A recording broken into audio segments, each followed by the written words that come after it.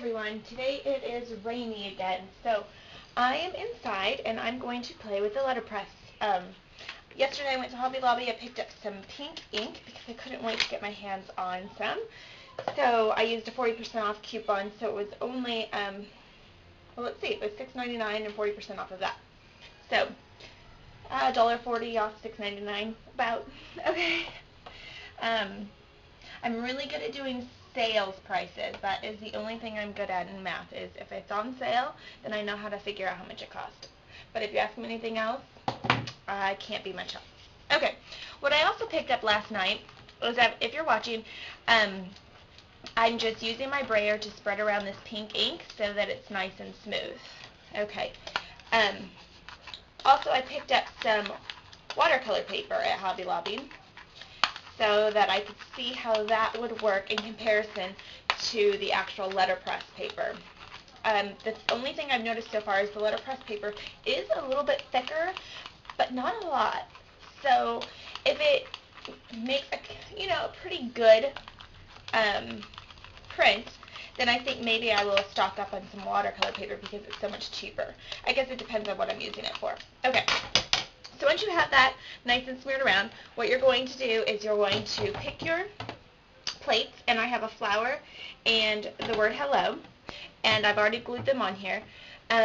Two ways to do this. They give you glue that's paperback, two-sided tape, basically, and you cut around it to use to stick them onto your grid. I don't really like that because I don't like cutting around it. It takes a long time. So I am going to use, in the future, I'm going to try out double stick glue, and as long as it's not permanent, I think it should be fine. So I've also put my little place guides here, and that's where my paper is going to go.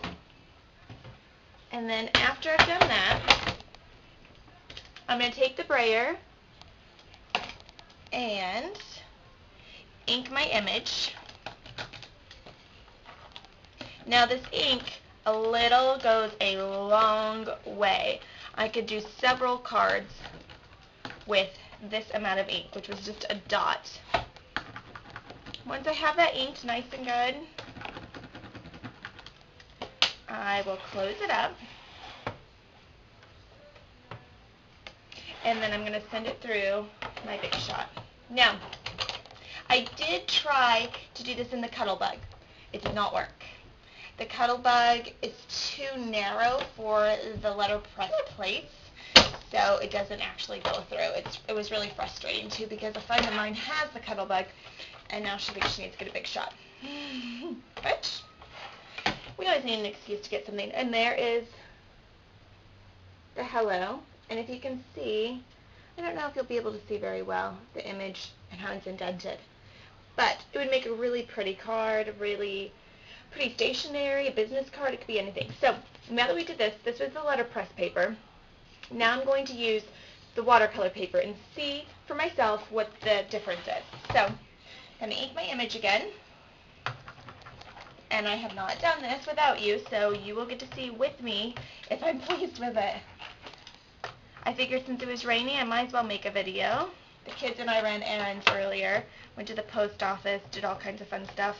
Went for $1.89 Happy Meals. Okay, we're going to send this through now that it's nice and inked, and see what kind of impression it gives us on the watercolor paper. Let's see what it does. What kind of impression it leaves. Okay, so it doesn't leave as good of an impression. The ink doesn't stick to it as very much, but it doesn't bleed through, which is what it did on other paper. So it basically just looks like a stamped image. So the watercolor paper, still pretty, but not the same effect. So if you're doing a lot of something, or if it's not going to be where someone's going to be holding it in their hands and looking at it at different angles, then probably you can get away with the watercolor paper. If not, if you're going to make a card or you want to make a good impression, then I would suggest using the actual letterpress paper. Okay, and that was the letterpress paper again. Much sharper image. Thanks for watching.